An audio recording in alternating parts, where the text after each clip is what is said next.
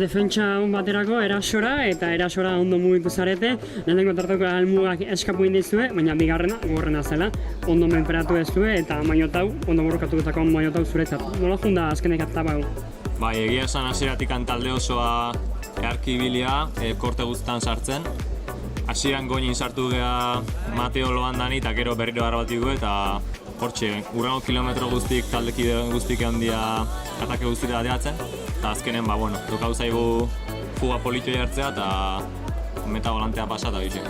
Ez da zelkapen nagusiko garaipena, baina zu, demoraldia sailduta ez zen nula, garaipen bada, ja lehian sortze. Hoi da, bai, egia esan pretempora ez dugu oso errexi auki.